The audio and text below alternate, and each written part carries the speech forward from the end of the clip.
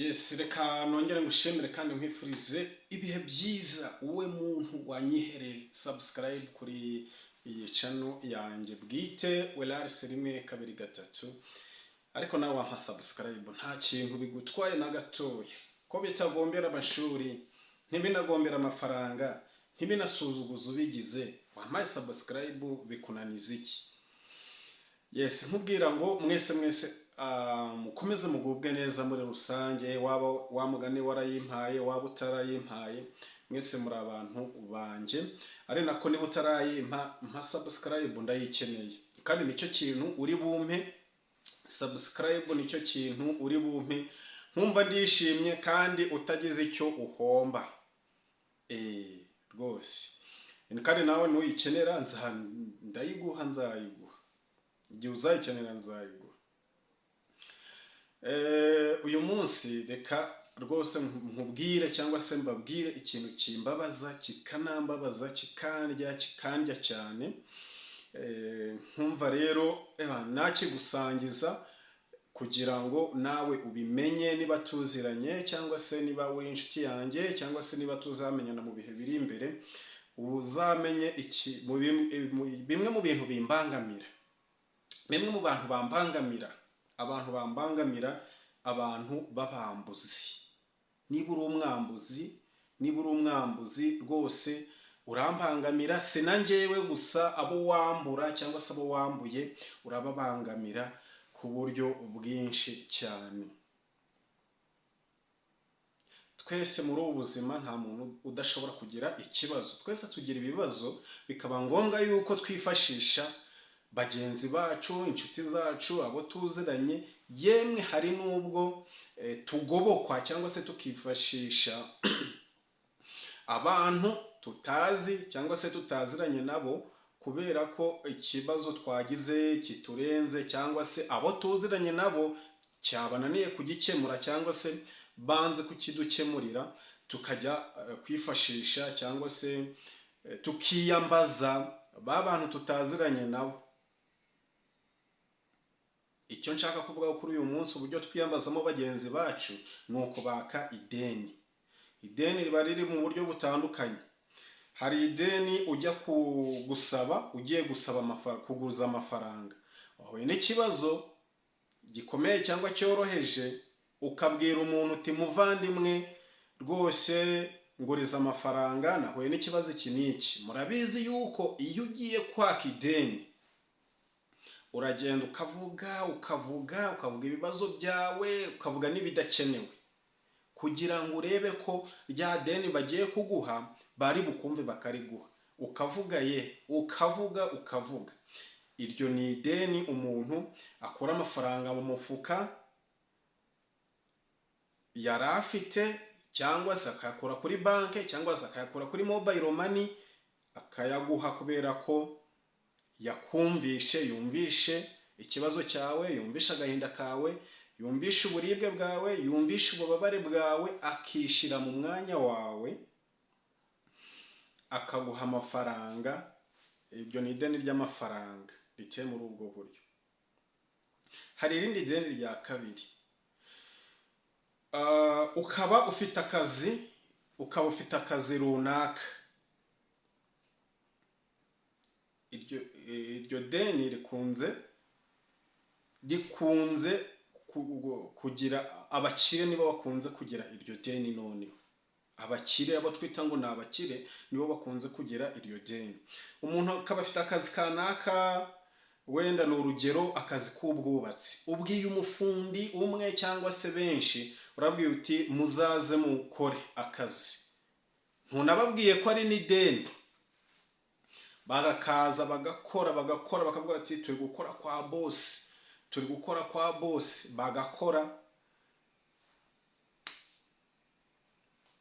utabahemba kandi utababwiye ko ari ideni.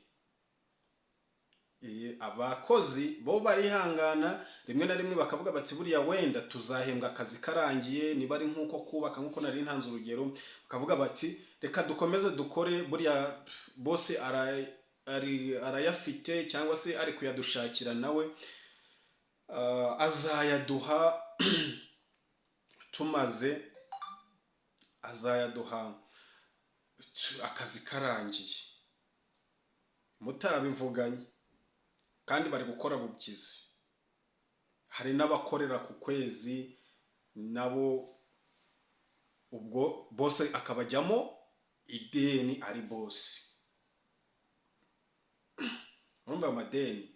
Hari n'ideni ujya gufata ikintu aho bagicuruza, ni muri butike cyane cyane ibyo kurya, tuvuge ugiye gufata ideni ryo kurya, ibintu birakomeye, ibintu bimeze nabi, nta kazi uheruka, cyangwa se wenda nawe aho ukora barakwambuye ntibaraguhemura, urategereje, uravuze uti reka nje kwa murokore ankupa agafuka k'iki k'umuceri, abana batangiye ankupe ibikoresho by'ishuri.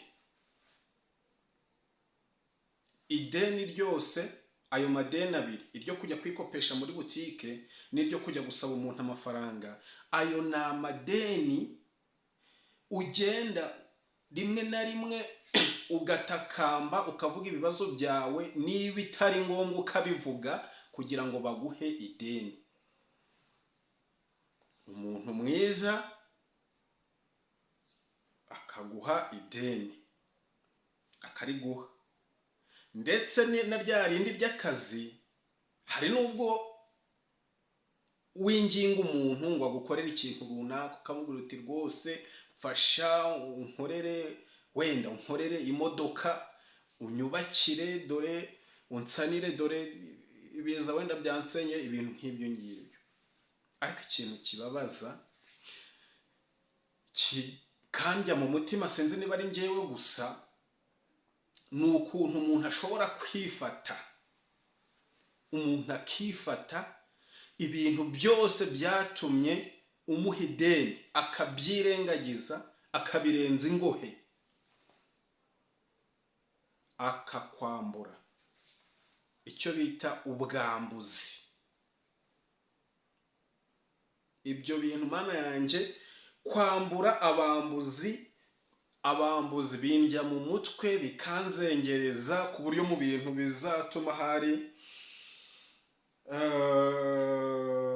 mba mubi, cyangwa se ibintu bizatuma bishobora kuzangiraho ingaruka hari, ni abantu b'abambuzi. Ariko ubu ndi kubivuga muri rusange.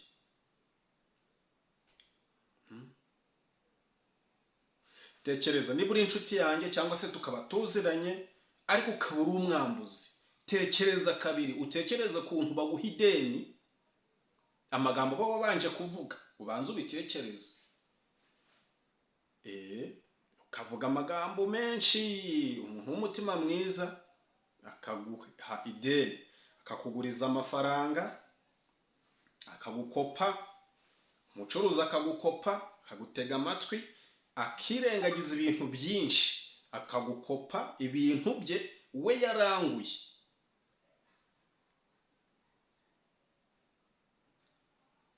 Umuntu akirengagiza uburyo yakoreyemo amafaranga bimuvunnye, yaraye amanywa nijoro, akora amasaha y'umurengera, akoresha imbaraga z'umurengera, yigomwa y'amafaranga, yigomwa ibintu byinshi. Ugize amahirwe usanze aracyayafite, ntarayakoresha icyo yayateganyirije, cyangwa se ntaragwira ngo yakoreshe icyo yayateganyirije. Agize umutima wa kimuntu, arayaguhereje, aravuze ati muvandimwe, ikibazo wagize ndacyumva, nanjye nakigira, nawe ejo cyangwa ejo bundi wandwanaho.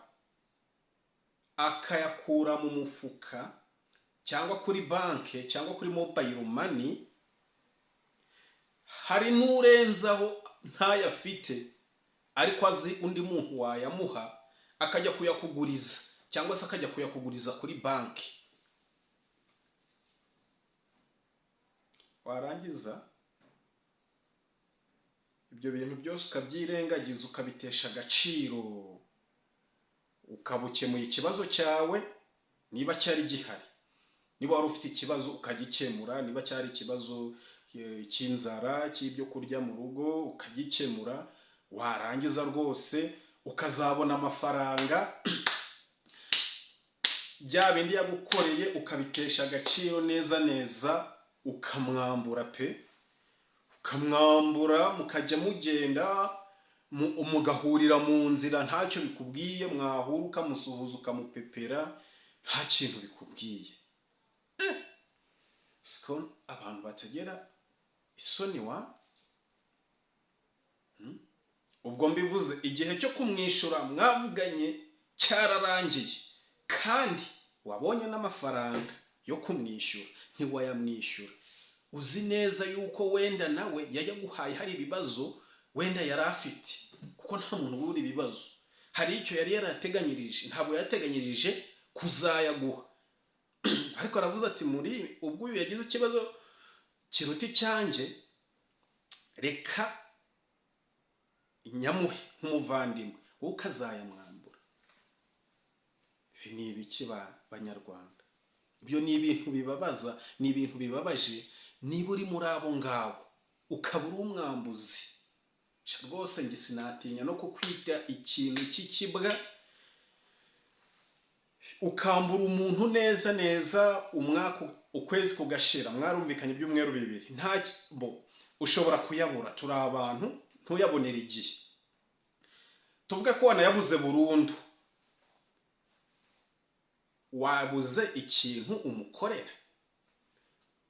Niba wayabuze burundu, kubera icyo utamwegera umubwira uti rero amafaranga yawe nkomeje kuyabura, kandi uri umuhinzi, tugeze igihe cy'ihinga, amafaranga yawe ngiye kuguhingira mpaka ashizemo, uko mbonye umwanya cyangwa se ngiye kwiporogaramu nzajya mfata iminsi 2 nze nguhingire mpaka ashiremo, cyangwa se ndaba ndi kugabanya.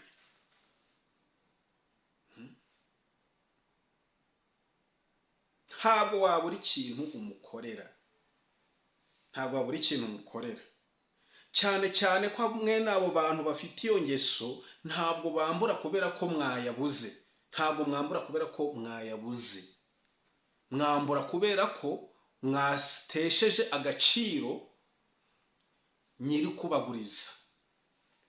Kandi rimwe na rimwe ugasanga ya mafaranga yakugurije uri kuyita make, ari ukabishingiraho ngo yampaye ngo yase, ngo ukumva ko kumwambura amafaranga wowe wita makeya atari ikibazo, kandi icyo gihe waraje kuyamuguriza wayabuze, ariko uri kuyita makeya.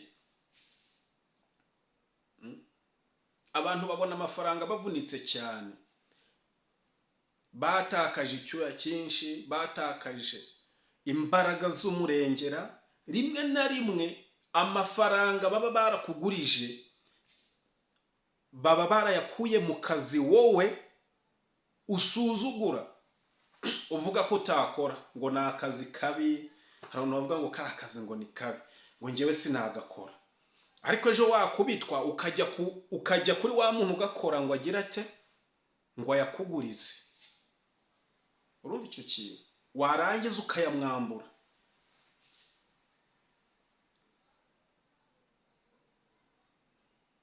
Warangiza ukayamwambura. Ibyo ni ibintu bavandimwe, ibi mbivuze mbabaye cyane. Mbivuze mbabaye cyane kubera ko abantu iyo ngeso barayifite rwose. Abantu bafite ingeso yo kwambura mwisubireho. Ni gute ujya mu kabari ukanywa icupa rimwe, ukanywa 2, ukanywa 5, ukanywa icyesi, uzi ko hari umuntu ufite 5,000 nubwo cyaba ari 1,000. Siko nta soni mugira abambuzi?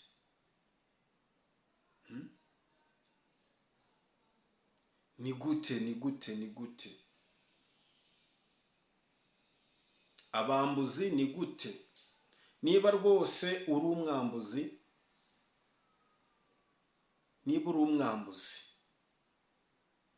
hari n'igihe waba wumva ko nta kintu bikubwiye, ukumva ko icyaha ari ukwiba, icyaha ari ugusambana.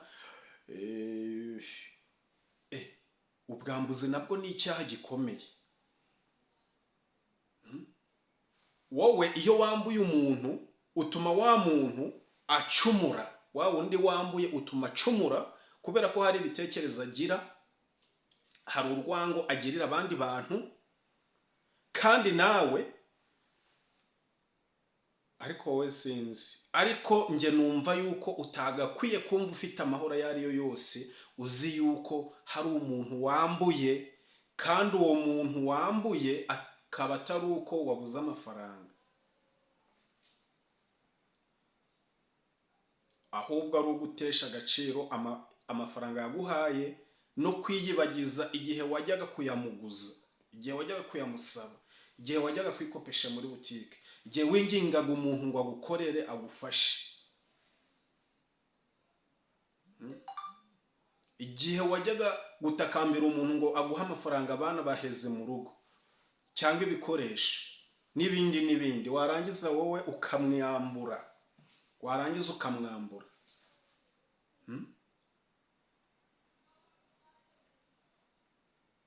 Bwambuzi ukamwambura nta n'ingamba umuha. Fazari mubwira uti y'amafaranga wampaye ntayo nzaguha, abimenye buriya aba yaraguhaye amafaranga atakwanze, sibyo? Ariko gukomeza kumurerega iyo atayakwibukije nta kibazo, murahura ukamusuhuza. Ahantu mubera babi, ushobora kuba wambuye umuntu 5,000 wabitesheje agaciro, ukumva ko 5,000 ari make, mwahura ukavuga ngo baguhe ngo icupa, ngo baguha amacupa 2, baguha amacupa 3. Siko icyo kintu ari ikintu kibi? Unyambuye 5,000 byanjye, murahuye cyangwa se ngusanze mu kabare, ushatse kunyereka ko ufite umutima mwiza ngo baguhe icupa. Wapi, ibyo bintu n'uburyarya burimo n'ubugome. Banza umpe 5 byanjye, banza umpe 5 byanjye, nurangiza kumpa 5 byanjye, nushaka ungurire cyangwa ntungurire. Ntabwo nzi niba ari njye bibabaza gusa, niba ari njye byababaje gusa, niba ari njye bibabaza gusa, ariko